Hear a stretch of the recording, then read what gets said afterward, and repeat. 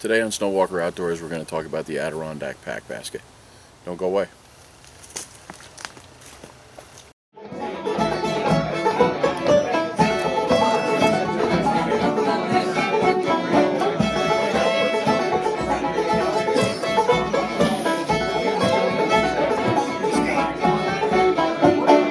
One of the oldest surviving traditions in the guide community is the pack basket. These baskets were used to carry heavy loads needed for hunting, fishing, and trapping and other pursuits while in the mountainous region of the Adirondacks, as well as other wilderness areas. Traditionally, most pack baskets were made using hand-pounded black ash wooden splints with a flat or slightly curved back and a belly, or something known as the bell, that bowed out somewhat to increase the volume of the contents of the pack that it could hold.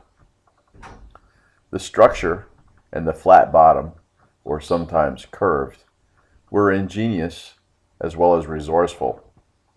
This allowed for the increased stability of the basket itself, independent of whatever the basket carried. Being around since the 1800s, the packs have evolved in terms of their recreational use, and they still continue to be an important part of the history of the woods in the Adirondack. So the Adirondack pack basket. Well, why did I get one?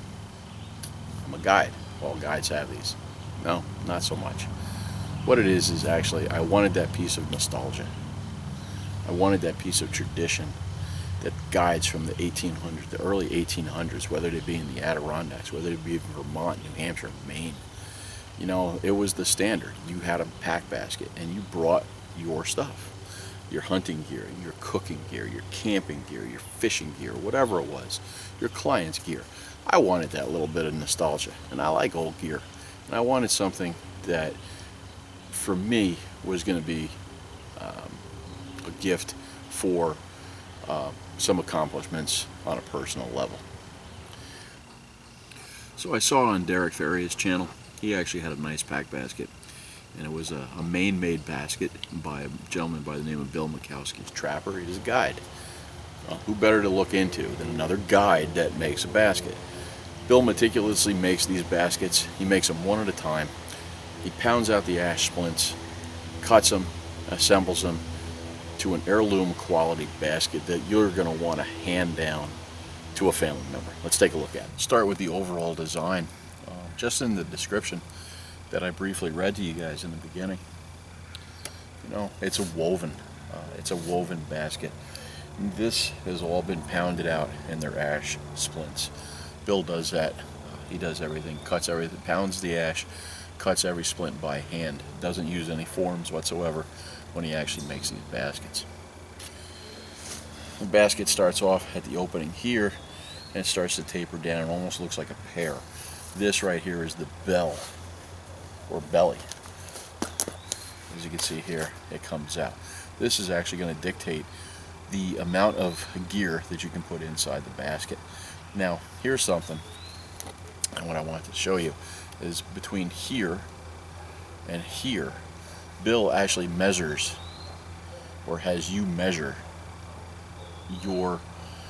from your neck to your waistline, because he actually measures that, and that's what's going to dictate the size of the pack basket that you're going to have. If you get one that's too big, it's not going to ride properly. If you get one that's too small, it'll ride properly, but obviously you're not going to carry maybe the gear that you need or that you want to carry. We take a look back here at his straps. You know, some people use the woven cotton straps. Bill doesn't. He goes in and he uses a nice heavy-duty leather. All his fittings here are brass, and when you go down on the strap itself, there's a nice little paw print right there. As you can see, the way that it rides, it's right about belt line. It could go a little bit higher. What I've done is I've elected to keep my straps a little bit looser, and I do that for two reasons. One, in case I need to ditch this quickly, I can just ditch it quickly. And the other thing is for putting it on, I don't want to have to keep adjusting the straps.